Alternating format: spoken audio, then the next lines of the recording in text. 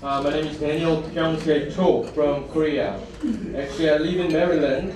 I just moved to Maryland about 2 months ago because of my wife who's starting her PhD at Johns Hopkins.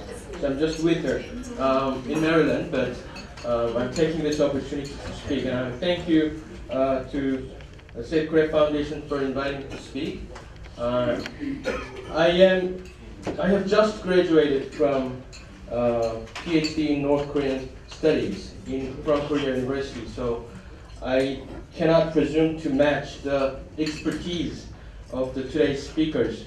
But I still think that it is very appropriate for me to speak about the Juche ideology followers still rampant in campuses and in Korean societies, because it was the university campuses that these Juche ideology followers started to instigate and rise up to change, to revolutionize the country in 1987. So I want to introduce to you, as a recent graduate, about the Korean university students' democratic movement, which was actually, as Dr.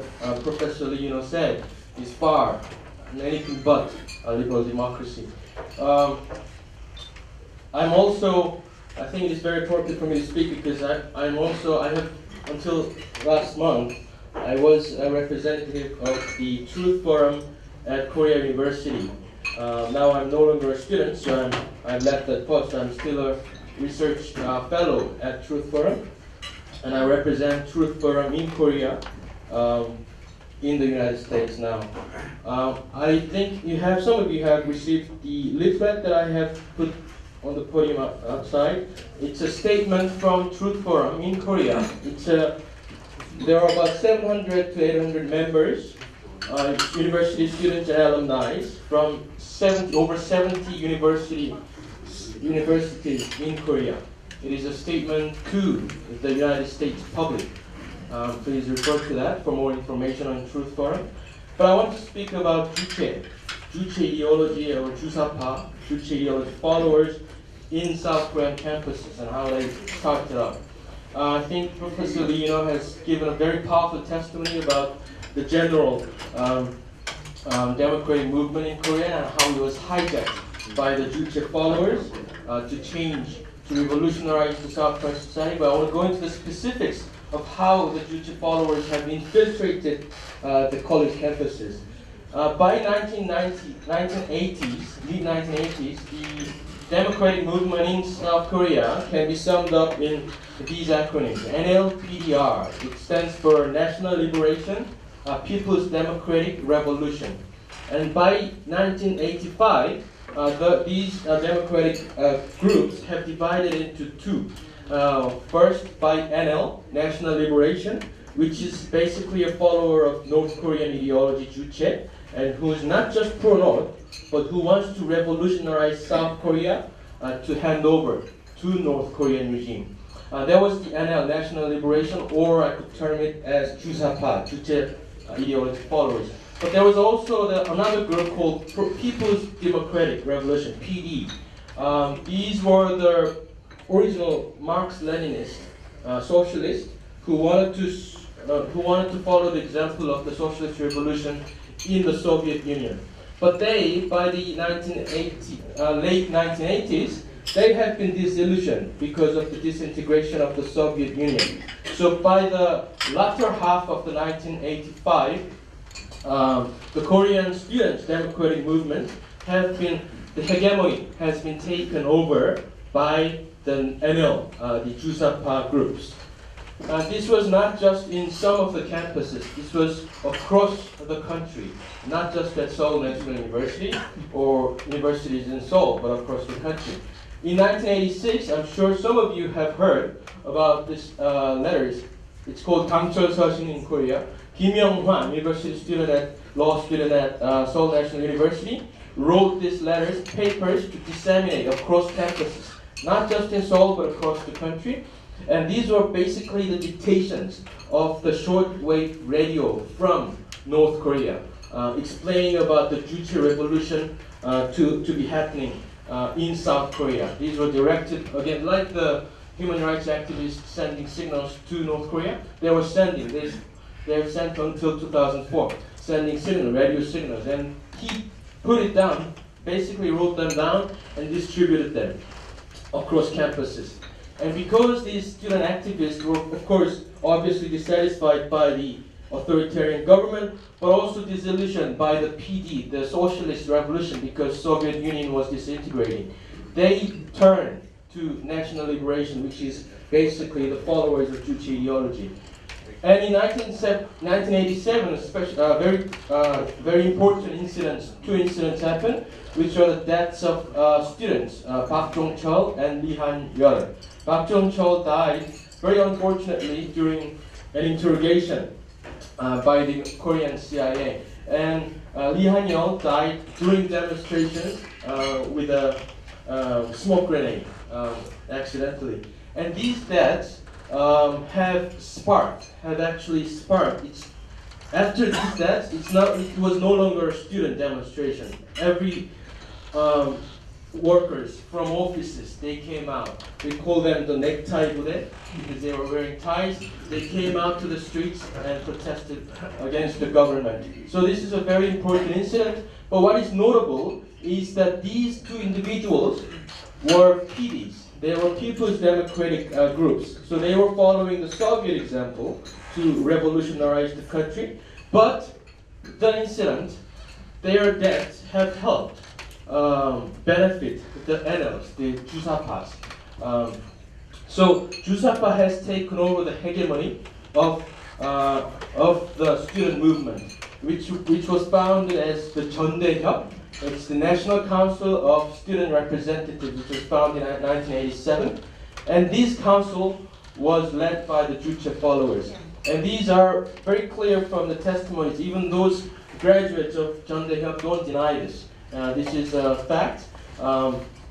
And these members of the council would listen to the shortwave radio from North Korea, and they would whisper to each other, each members, every morning in campuses, Wisu Kim-dong, and they would get a response, Kinji Kim-dong. And that basically means it's a code word between them, saying that great leader Kim Il-sung and dear leader Kim Jong-il. And this was rampant across the campus in late 1980s. And the council, this is the council that sent Lim Soo-kyung to North Korea in 1989. And the chairman of the Jeondaehyop, chairman of the council who organized this secret trip to North Korea was Im Jong-seok, who is now the chief of staff for Moon Jae-in. And just from these examples, we can know that this is not just a student organization. They have the networks and the connections to go to North Korea, which is not possible if it was just a student democratic organization. And this council was disbanded in early 1990s. Im Jong-seok and Im Soo-kyung was jailed after they returned to Korea. But after they were released, President Kim Dae-jung pulled them into politics, and they've all entered politics and became congressmen. And Lim Soo-kyung was until recently a congresswoman as well. And they are, as Professor Ino testified, they are exerting very powerful influences, not just in South Korean politics, but in all realms of society, including the academia, the media, and so forth. This is the picture of Im Jong-seok, now chief of staff, but then the leader of the Jusapa movement, Jeondaehyop. And this is Lim Soo-kyung meeting with Kim Il-sung when she visited, and this is she speaking. One example of, you can say that this is a long time ago, and maybe they have changed, and they were young people, so maybe they didn't know what they were doing.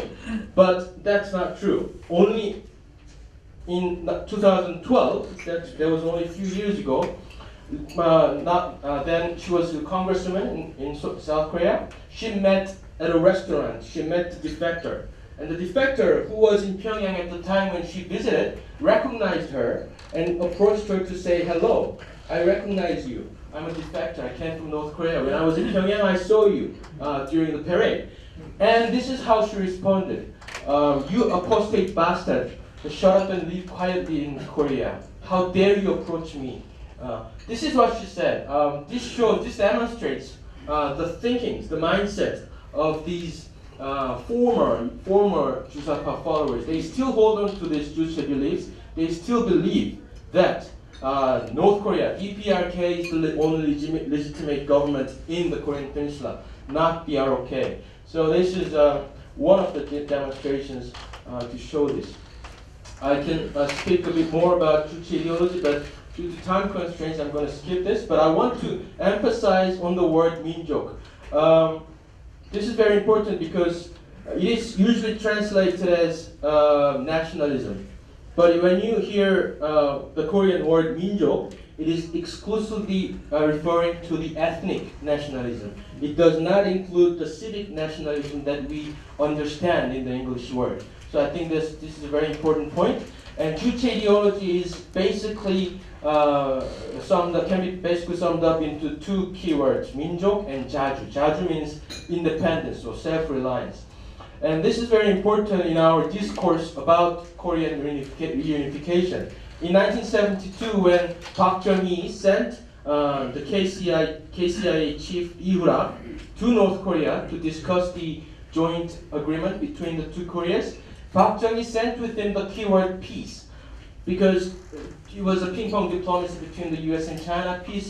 Peaceful means, achieving reunification by peaceful means was a compromise that he could take. So he gave one keyword: I can compromise on peace, so take it and agree on it. But Lee Hoo-rak went to North Korea, met Kim Il-sung, and brought back with him three keywords instead of one: peace. It was peace, peaceful means to achieve unification, but also 한민족 and 자주. But if you combine these three words together, it's basically meaning 우리 민족끼리. This is the name of the official website, of the official propaganda website of North Korea. This is basically their southward Juche revolutionary strategy, to say that we are going to unify by ourselves without the influence of the U.S. or any other Western imperialist. So this was the biggest, I think, the failure in the discourse of reunification in Korea. Ever since 1972 agreement, all the unification discourses in Korea have been dominated by these three keywords, which is very dangerous because it doesn't take into account the human rights abuses, the systematic differences between South Korea and North Korea, the differences of liberal democracy and people's democracy or socialist democracy in North Korea. That doesn't take into account if you take only these three keywords into your discourse on reunification. So I thought this was important. Also, Juche ideology have very big implications for its nuclear development, but I'm going to skip this because of time limits. I'm going to continue with the Jusapa takeover in South Korean society. Now, currently, there are about more than 600 전대협 officers. They were not just members, but officers in the government. About 25, like Dr. Kim said, in the Blue House, and about 30 or more in the Parliament or National Assembly in Korea. And there are more in the civil society. One of the most powerful civil society in Korea is the People's Solidarity for Participatory Democracy, 참여연대. And this was also dominated by the Jusapa followers or former 전대협 members. And also, when the 전대협 members graduated from college, they went into society, and they all infiltrated the labor unions, and including the press, including the teachers' union, which teaches children in Korea. Throughout academia, even religion and media, they have infiltrated. So it is very real. The threat is very real, and I think this has to be understood properly if you want to understand what's happening in South Korea today. Dr. Ino talked about this candlelight revolution. I have to be careful when I speak this because this was hailed as a democratic miracle by the New York Times here. But this was far from it. If anything, it was a people's democracy, not a liberal democracy. It was a popular revolt against the legitimate government. And by November in 2016, the candlelight revolution had become a torch revolution. So people will say that it was a very peaceful demonstration, but in the end it was not. And I have some pictures later to show that it really wasn't. And also, a lot of people will say that the candlelight revolution began because of the corruption allegations against Park Geun-hye. But that is also a lie. It was organized even before, well before the allegations came to light against Park Geun-hye. This was organized in late 2005, specifically against Park Geun-hye, with all the slogans about anti-American slogans, and also and the allegations against Park came out only in July 2016, so well ahead. Also, this was not a one-time event. This was a series, one of the series of anti-US demonstrations, including, as mentioned before, 2002 incident, Yangzhou incident, and 2000 US beef import, which was a totally ungrounded foundations. And they were organized by the trade unions, the teachers unions, and workers' solidarity. These are all dominated, the labor unions are dominated, at least the key leaderships are dominated by the Jusapa members, former Jusapa, but we have reason to believe that they still hold on to this Juche ideological beliefs. And worker solidarity is important because they, every year, at Korea University, where I came from, I was actually there at the time, they organize a conference, international conference called Marxism at Korea University. It's a very big event that they have yearly. A lot of people will say that to say anything about Jusapa is in Korean 색깔론, or it's a conspiracy theory, because it was a long time ago. They were young people, they didn't know what they were doing, but that is not true, as demonstrated by what Lim Soo-kyung told the defector in 2012, only 5 years ago, 6 years ago. And also, most of the leaders of Jeondae-hyuk, the student movement at the time, are now, after 30 years, at the peak of their career. So now they are in the position to influence South Korean politics and South Korean society. So I think it is very important to make note of that. And more importantly, they have not, many of them have not denounced their Juche beliefs. In fact, Im Jong-seong was confronted by Congresswoman Jeon Hee-kyung at a hearing in the parliament to say that you have this history of Jusapa movement, and what do you say to that? And he did not deny what the beliefs that he had. He did not deny that he was not apologetic about what he had done. He was, in fact, very proud of himself. He said that your question to Congressman Jeon Hee-kyung, your question is very offensive to me. I am proud of what I have done in my student years. This is what she said. So you can see clearly that they have not denounced, they have not turned away from their original Juche beliefs. You can see, even if you're not convinced still, you can see from all the examples that Professor Lee have expounded, erasing liberal from the liberal democracy in textbooks and constitution. It was thwarted by the opposition party, but still, they have tried, they are still trying to do that. Unilateral disarmament of the DMZ, I'm sure David Maxwell will talk about this later. Infringement of private property, suppression of activists, jailing of journalists and former ministers of defense and intelligence agencies, also dissolution of the army intelligence apparatus, Gimusa, it was dissolved. And also North Korean branches of the NIS, National Intelligence Service, have been reduced.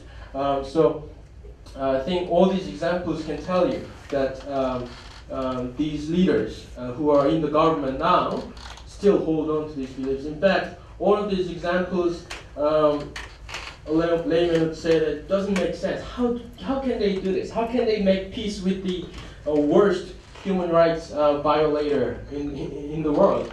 But if you understand where they are coming from, if you understand that they have been the believers of Juche ideology, if you understand that they still hold on to that, whole lot of this makes sense to you then. And this is one more example about Im Jong-seok. Im Jong-seok, this was not a long time ago. This was just before he joined the Park Won-soon camp, the Seoul mayor's camp in 2011 or 12. This was before he founded a foundation of the Inter-Korean Economic Cultural Cooperation in 2005. This was when he was a congressman. He was a parliamentarian. The organization is, what it does is it collects copyrights, royalties from Korean media, like KBS, MBC. It collects, because every time North Korea shoots a test bomb or shoots a missile, they're going to use, the South Korean media or international media will use the footage from KCNA to broadcast it in their own medias. And Im Jong-seok founded this organization which exclusively collects royalties from the Korean press to give to North Korea. And this has been going on for several years until 2010 when the May 24th measures were taken, sanctions were put. But even after the sanctions were put, the organization keeps collecting money to put it in the depository in the bank, according to the court law, to send to North Korea, to collect it and send it to North Korea as soon as the sanction is lifted. And this is still going on, and it amounts to some several $100,000 every year. It continues even after sanctions until today. This is another example that we are really going in the direction that North Korea wants to go. This was in 2006, March 2006. So this is before the allegations against Park Geun-hye came out, and this was well before, a year before President Park Geun-hye was impeached. But in the Rodong Shinmun, State Daily, it talks about Park's impeachment. It talks about, it writes that President Park Geun-hye should be impeached. The revolutionary Juche followers should take over the constitutional court. Very detailed accounts of what should happen in South Korea is written a year before President Park was impeached. So, of course, this is you can argue about this, but what is clear is that South Korea now is going in the direction that North Korean regime wants it to go. So this is an important thing. So Truth Forum, I'm sure from the leaflet you can find more about our organization, is founded in response to the Candlelight Revolution in 2017 to counter the Jusapa influences still rampant in South Korean politics and the university campuses as well. We invite monthly guests. We have invited Professor Ino, and also we invite a lot of defectors from the Jusapa converts who turned away from Juche beliefs, who was actually a leader of Jeondae, the Jusapa movement, but turned away and giving testimonies about all these things that I talked about. We invite them to speak in the university campuses to enlighten the students, the young people. Now it's been about over a year since we started, and we have about 700 members at over 70 universities. And I think it is very important that the US public and also the international community be aware of what is happening in South Korea, not just from the outlook of it, but from underneath, what their backgrounds are, where they are coming from. All these peace talks about with North Korea, is it really peace, or is it a declaration of surrender even to North Korea? Because as Professor Lino has powerfully testified, this liberal democratic values in Korea is slowly, gradually disappearing. And this should matter to the Americans as well, because no less than the Republic of Korea that you have helped to save from tyranny is at risk today. Thank you.